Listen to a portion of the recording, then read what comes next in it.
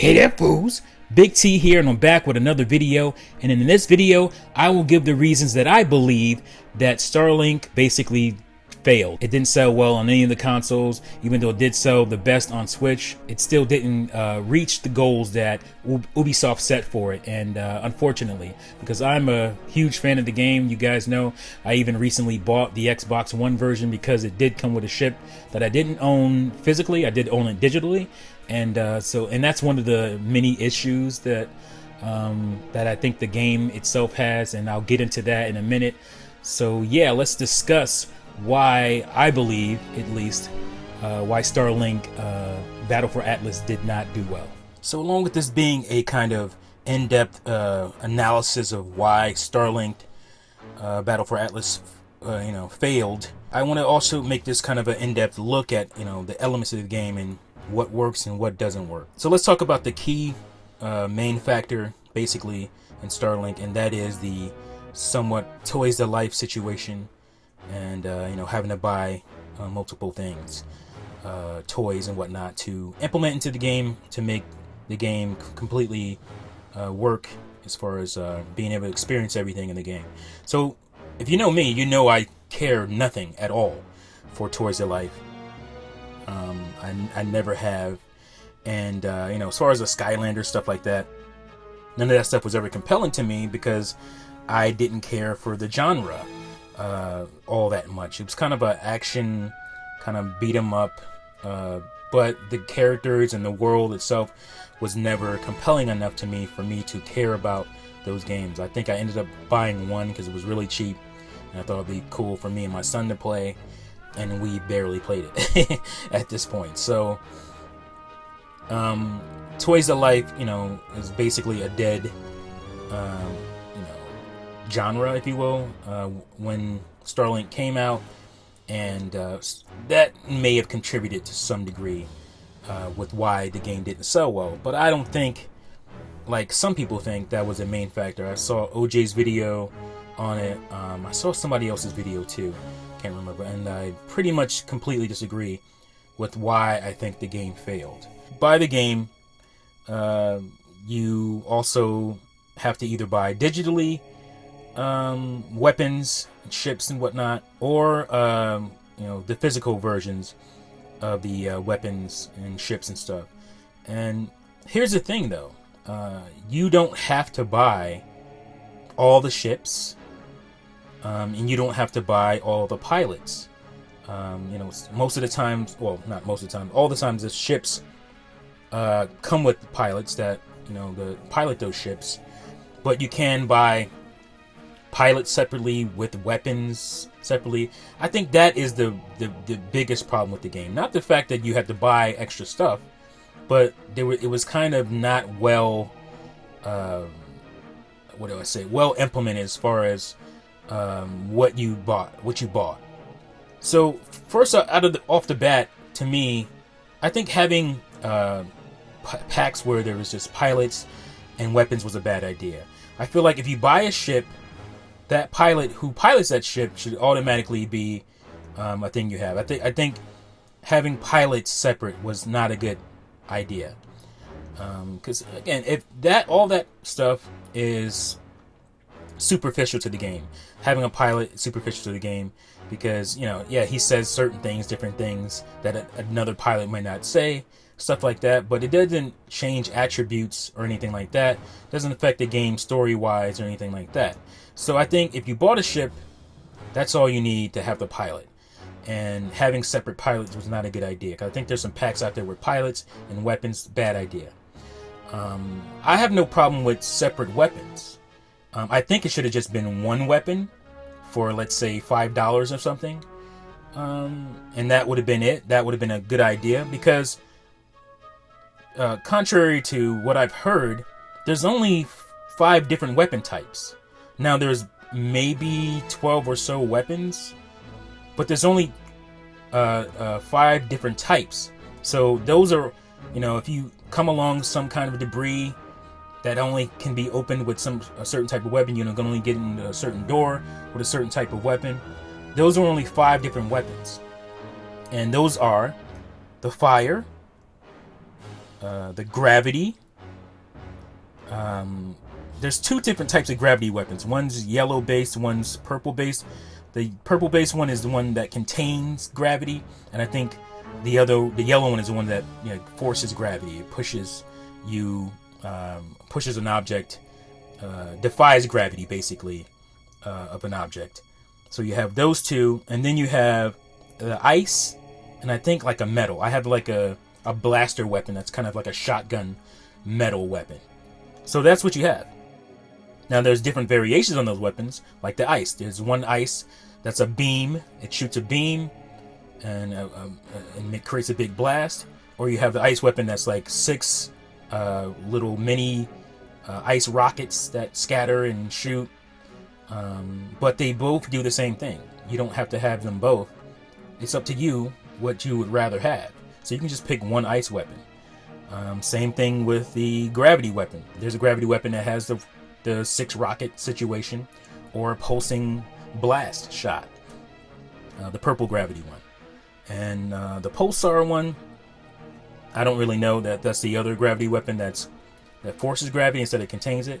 I don't know if there's variations on that. I only have the one it's like basically it's like a big missile, and it's very strong. It's a good, powerful weapon to use. And then you have the fire weapon, which I think is also different variations. There's a big beam blast one. That's the one I have, and that works really well.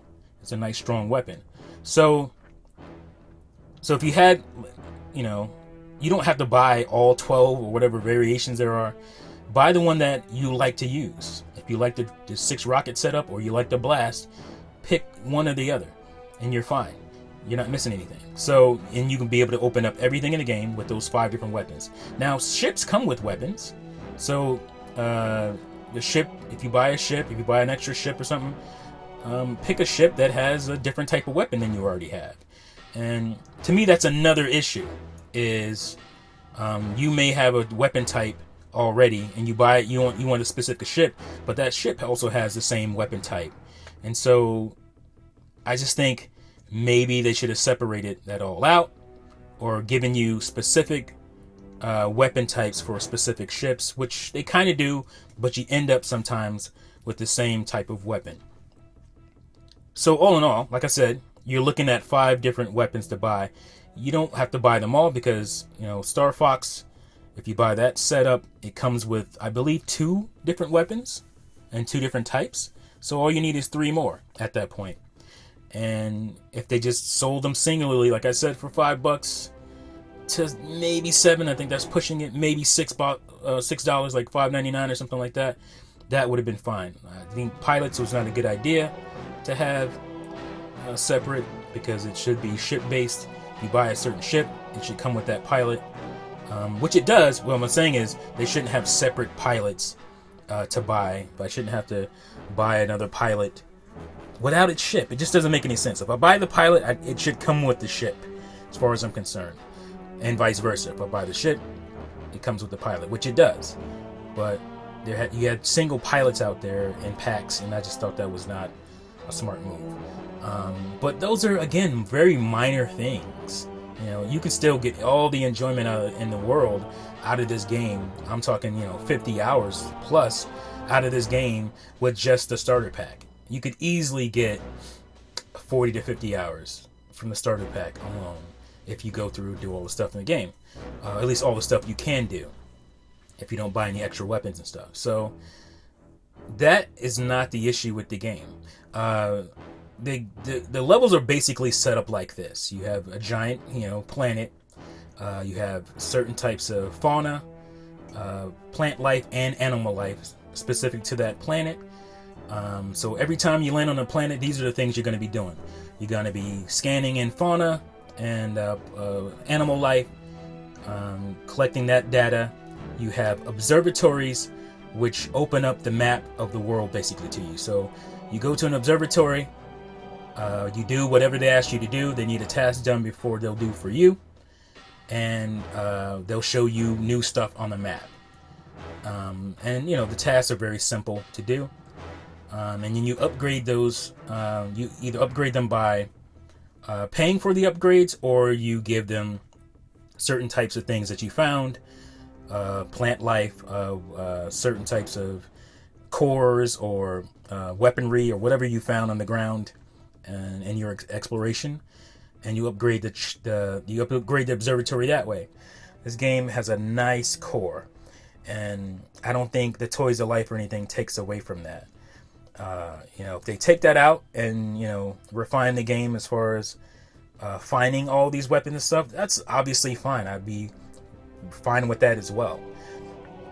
You don't need all these different Toys of Life thing, but I did like them because the only reason I jumped on this Toys of Life thing as opposed to a different Toys of Life thing like Skylanders, like I said, is those toys don't they do nothing for me. Whereas spaceships, oh yeah, I'm all down for that. I love space exploration. I love that kind of science fiction stuff. So you give me some spaceships that I can buy, oh, I'm down for that. So that's the only reason I like this Toys of Life setup, because I wanted these actual toys. I wanted these ships.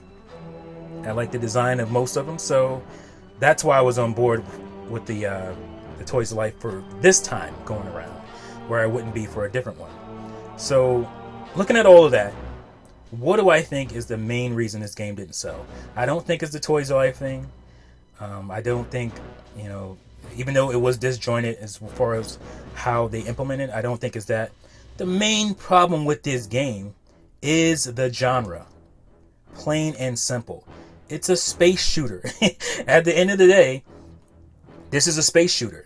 And it doesn't have anything, if you're not into space shooters, which a lot of people aren't these days, gamers today, space shooter genre is not a big genre.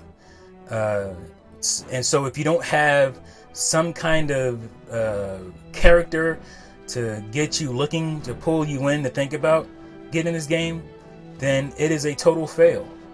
And that is the biggest problem with this game. Star Fox was a huge draw in this game. Now, I would have bought this game regardless because of the other things I mentioned. Like, I like space shooters and I like the Toys of Life spaceships and all that stuff. So I would have bought it. But for the average fan, the average gamer out there who doesn't care about space shooters, they're not going to care about this game. You're not going to change their mind in this game. This game is not doing anything so different, so great and compelling to make you want to buy it. And so this game did well on, or at least not well, I think it did pretty well for, again, the genre it is. This game did good on Switch because of Star Fox. That was a draw. And we haven't had a new Star Fox game in a long time. Yeah, Star Fox Zero is out there, but obviously that game was somewhat polarizing, but it still is a kind of reimagining of Star Fox 64. So we haven't really had a new Star Fox experience since the GameCube one, Star Fox Assault. And, that game was a little bit polarizing because of the on-foot missions. The controls mostly was the problem with that game, and the disjointedness of on-foot versus the spaceship stuff. So, in that game, in a time where this genre was more acceptable, that game still only barely cracked 1 million in sales. And so that to me just proves more and more that it's more about the genre of this game. So if you bring down the scope of this game and, maybe like some people were suggesting, this is what you take this model and make it a Star Fox game going forward, make it an exclusive thing that Ubisoft makes these Star Fox games going forward, I think you got something. I think you need to add in some stuff. I think you should add in some on-foot mission stuff, because when I get to those observatories and those for refineries and some of those, I forget what they're called, those kind of abandoned prisons or those abandoned areas that you have to take over, I feel like, man, I wish I was on foot. You go to some of these downed ships and you have to, squeeze your ship into a doorway. It just feels very weird sometimes. And I was like, man, I wish I can get out on foot for that stuff. And I think they can do that. Control the foot mission stuff. There's underground, not huge underground segments, but you open up these doors and you go into this little area to go to some kind of a locker or chest to unlock some stuff. And it's like, I would rather be walking around on foot here because the camera gets a little wonky in those tight areas, and it just makes more sense for me to be on foot and having some kind of little battle. So that would be great to be able to get out of my ship to do those little segments that are already in the game, make them a little bit bigger, make them longer, and then when I come back and go back to my ship and fly away from my ship. Like, don't allow me at all to just walk around on the planet, because there's really no need to. But when I get to certain, like I get to an old base or something like that, let me get out of my ship and go through that base, then go back to my ship and fly and do stuff like that. I think that would be a nice addition to this game. So for me, the biggest problem with this game is not the Toys of Life stuff, it is the genre. And the only fans that still somewhat care about this genre are Nintendo fans, for the most part, and some PC fans. A lot of PC guys do stuff like Everspace and stuff like that, they play. But we're talking about a somewhat niche, you might get 1 million, 1.5 million sales out of, so you gotta plan accordingly to that. And that's how I feel about it. I don't think Toys of Life hurt it, although I said there's some weird disjointed choices, but I feel like there was nothing really wrong. If you look at other Toys of Life stuff, there's nothing really egregious or anything like that as far as what they're doing here. And I'm a person who bought this stuff, and I know the game got super discounted, and I don't regret buying it at full price. I'm fine with that. I got 60 plus hours in the game right now, and they're adding more stuff. All said and done, I'm probably going to be over 100 hours in this game, so I'm getting everything out of it that I put into it, so I'm happy with that. So yeah, let me know what you guys think. Do you think it was a Toys of Life thing? Like, say you're somebody who didn't buy this game and you saw that it was Toys of Life, or if maybe it wasn't Toys of Life, maybe you saw this game and none of that Toys of Life stuff was there. Would you care? Would you still really care that much? Because the characters in this game, they're okay, but there's nothing compelling about them. They're like a kind of a lower budget Saturday morning cartoon feel to them. There's nothing really compelling about the story in the game or the characters. And so outside of, if you're not a Star Fox fan, would you care about this game? Let me know. I really want to know what people think. Did the Toys of Life stuff keep you away? Because I feel like that's not the biggest problem at all, not even close. The problem, quote unquote problem, with this game is the genre. It's not a popular genre, and if you have a non-popular genre combined with non-compelling characters and storyline, then you're not going to really get a new audience or a big audience in on that. So there you have it, guys. Those are my reasons I believe it didn't do well. Like I said, I don't think Toys of Life ruined this game's chances of doing well.